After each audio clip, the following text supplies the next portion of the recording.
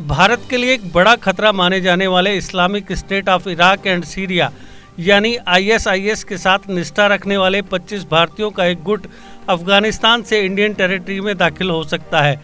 इस गुट में शामिल ISIS समर्थक पिछले महीने तालिबान के अफगानिस्तान पर कब्जे के दौरान विभिन्न जेलों को तोड़कर फरार हुए थे। ये जानकारी खुफिया इनपुट से मिली है। यह 25 भारतीय आतंकवादी संगठन ISIS के साथ कथित संबंध रखने के लिए नेशनल इन्वेस्टिगेशन एजेंसी यानी NIA की वांटेड लिस्ट में है।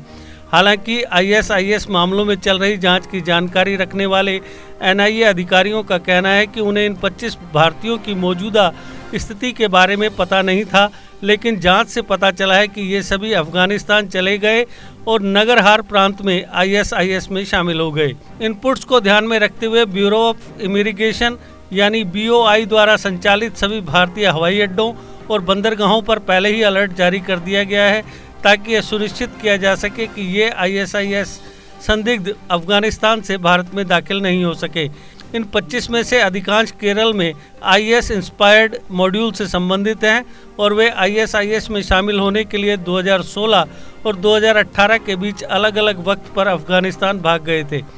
NIA को दिल्ली, कर्नाटक, केरल और तमिलनाडु में एक्टिव कई IS इंस्पायर्ड मॉड्यूल की जांच के दौरान ISIS के साथ निष्ठा और हमदर्दी रखने वालों के बारे में जानकारी मिली। एक सीनियर NIA ऑफिसर के मुताबिक माना जाता है कि इन 25 ISIS समर्थकों में से कुछ भारत में उनके परिवार के सदस्यों की गवाही के मुताबिक मारे गए थे, लेकिन एजेंसी को अभी तक विदेशी एजेंसियों से इस तथ्य की कोई पुष्टि नहीं हुई है। NIA की रिक्वेस्ट पर जारी एक रेड कॉर्नर नोटिस पहले ही से ही सभी 25 संदिग्धों के खिलाफ मौजूद है, जिनमें अब्दुल्ला अब्दुल राशिद, डॉक्टर इजरा कलुकेतिया पुराइल शामिल है, जिनके बारे में कहा जाता है कि उन्होंने लगभग 2 दर्जन भारतीय पुरुषों और महिलाओं को ISIS में शामिल होने के लिए मोटिवेट किया था।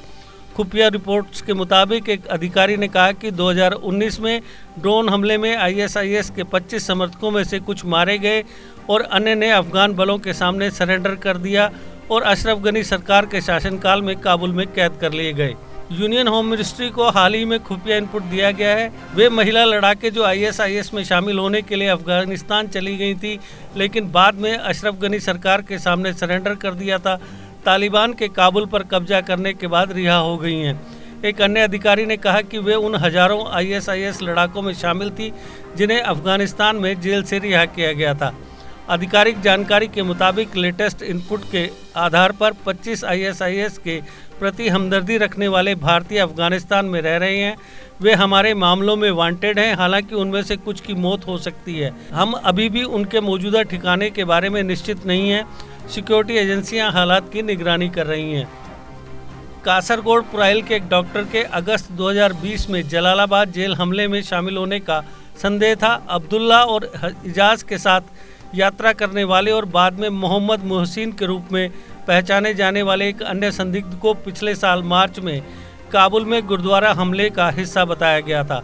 NIA के अधिकारियों ने ISIS से सहानुभूति रखने वालों में से कुछ की पहचान करने का दावा किया है, जो सोशल मीडिया पर एक्टिव पाए गए थे और माना जाता है कि वे अफगान पाकिस्तान सीमाओं से उन्हें संचालित किया जा रहा था और वे ऑनलाइन भर्ती में शामिल थे। यह भी माना जाता है कि मुसीब सोशल मीडिया पर एक्टिव है।